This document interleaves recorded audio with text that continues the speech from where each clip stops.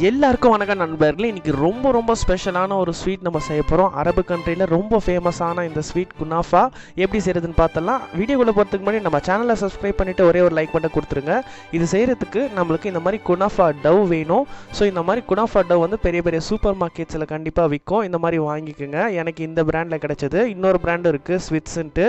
So 2 brand எது இருந்தாலும் வாங்கிக்கோங்க. ஸோ இது வந்து மோஸ்ட்டாக வந்து சின்ன சூப்பர் மார்க்கெட்ஸில் கிடைக்கிறது ரேரு. ஸோ அதனால் நீங்கள் கொஞ்சம் பெரிய சூப்பர் மார்க்கெட்டாக போய் வாங்கிக்கோங்க. அப்படி இல்லைன்னா ஆன்லைன் ஷாப்பிங்லேயும் இதெல்லாம் விற்குது. ஸோ இது வந்து சேமியா மாதிரி தான் இருக்கும். பட் ஆனால் இது சேமியா கிடையாது. இது வந்து ரொம்ப சாஃப்டாக இருக்கும். ஒரு நூல் மாதிரி தான் இருக்கும் இதோடைய இது எல்லாமே. ஸோ ஒரு கிறிஸ்பியாக இருக்காது. ஸோ இந்த மாதிரி தான் இதோட டெக்ஸ்சர் இருக்கும். ஸோ எவ்வளோ சாஃப்டாக இருக்குன்னா அவ்வளோ சாஃப்டாக இருந்துச்சு. இதை வந்து நம்ம வந்து இப்போது சின்னதாக வந்து கட் பண்ணிக்கணும். இதை வந்து இவ்வளோ பெருசாக இருக்கக்கூடாது. இது வந்து எவ்வளோ சின்னதாக கட் பண்ணோன்னா ரொம்ப வந்து மெஷர்மெண்ட்லாம் பண்ணி கட் பண்ண வேணாம். சும்மா சின்னதாக இருக்கிற மாதிரி கட் பண்ணி எடுத்துக்கோங்க. இது வந்து சேமியாவில் செய்யலாம். பட் ஆனால் சேமியாவில் செஞ்சோம் அப்படின்னா குனாஃபா மாதிரி தான் இருக்கும். பட் ஒரிஜினல் குனாஃபா வேணும் அப்படின்னா இந்த மாதிரி குனாஃபா டவ்வில் செஞ்சால் மட்டும்தான் உங்களுக்கு அந்த ஒரிஜினல் டேஸ்ட்டோடைய ஃபீல் வந்து நீங்கள் பண்ண முடியும் டேஸ்ட்டில்.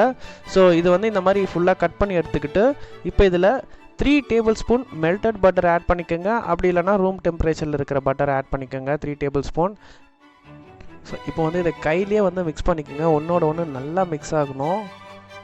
ஸோ இவ்வளோ ஸ்பீடாக மிக்ஸ் பண்ணாதீங்க. நான் வந்து வீடியோ லென்த்தாக போகுன்றதுக்காக தான் கொஞ்சம் ஸ்பீடு வந்து இந்த மிக்ஸ் பண்ணுறதுல ஏற்றி வச்சுருக்கேன். ஸோ பொறுமையாகவே மிக்ஸ் பண்ணிக்கோங்க. ஸோ அவ்வளோதான். இப்போ வந்து நல்லா வந்து மிக்ஸ் ஆகிடுச்சு. இப்போ மிக்ஸ் பண்ணதுக்கப்புறம் கொஞ்சம் ஒட்டிக்கும் ஒன்றோட ஒன்று. இந்த மாதிரி பிரித்து விட்டுக்குங்க. ஸோ அப்போ தான் நம்மளுக்கு லேயரில் வைக்கும் போது நம்மளுக்கு ஈஸியாக இருக்கும். நிறையா வந்து இருக்கிற மாதிரி இருக்கும். நம்மளுக்கு கவர் பண்ணுறதுக்கு ஈஸியாக இருக்கும்.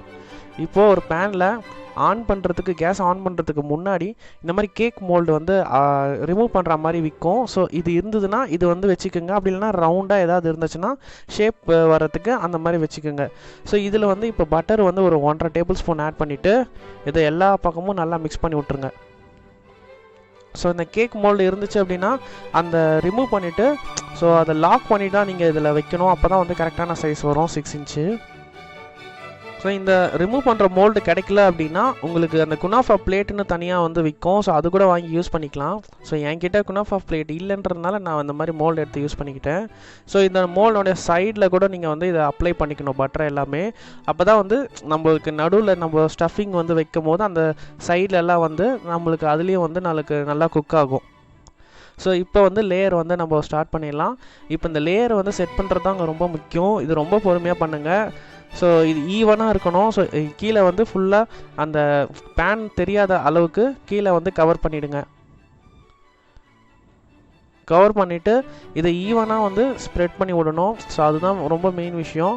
ஸோ அன்ஈவனாக இருந்துச்சு அப்படின்னா ஒரு பக்கம் மேலே ஒரு பக்கம் கீழே இந்த மாதிரி இருந்துச்சு அப்படின்னா உங்களுக்கு இதை திருப்பி போடும் போது வந்து அந்த உள்ளே வைக்கிறங்க ஸ்டஃபிங்ஸ்லாம் வந்து பார்த்திங்கன்னா வெளியே வந்துடும். ஸோ உடையவும் வாய்ப்பு இருக்குது.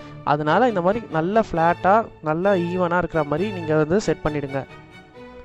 ஸோ இப்போ வந்து நம்ம உள்ள ஸ்டஃபிங்க்கு இந்த க்ரீம் சீஸ் இதுதான் ஆட் பண்ண போகிறோம்.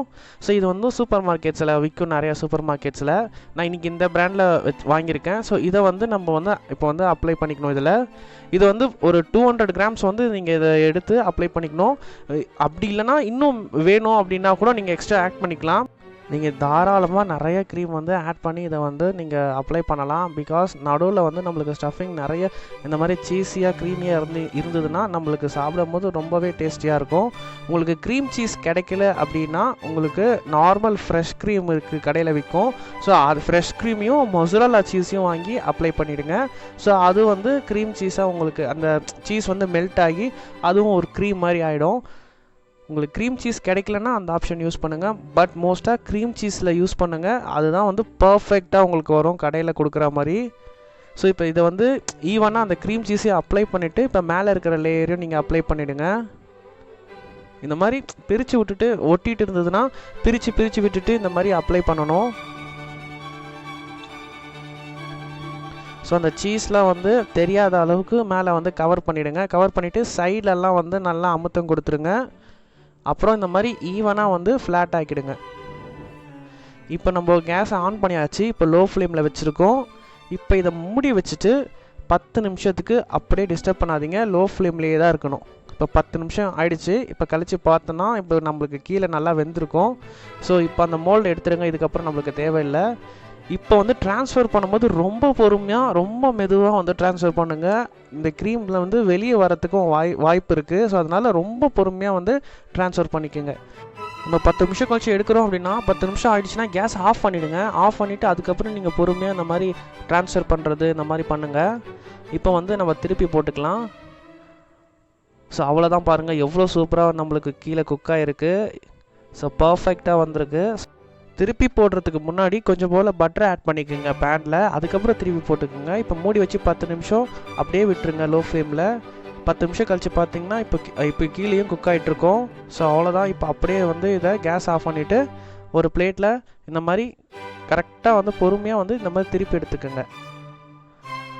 இப்போ வந்து குனாஃபா வந்து ரெடி ஆகிடுச்சு. இப்போ ரொம்ப முக்கியமான ஸ்டெப் அடுத்தது சுகர் சிரப் வந்து நம்ம ரெடி பண்ணணும். இப்போ ஒரு பாத்திரம் வச்சு கேஸை லோ ஃப்ளேமில் வச்சு 1.25 கப் சர்க்கரை ஆட் பண்ணி 3/4 கப் தண்ணி ஆட் பண்ணிக்கோங்க. இதுக்கு பதம்லாம் ஒன்றும் வேணாம். நம்ம வந்து இந்த சர்க்கரை வந்து டைல்யூட் ஆகிற வரைக்கும் மிக்ஸ் பண்ணிகிட்டே இருங்க லோ ஃப்ளேமில்.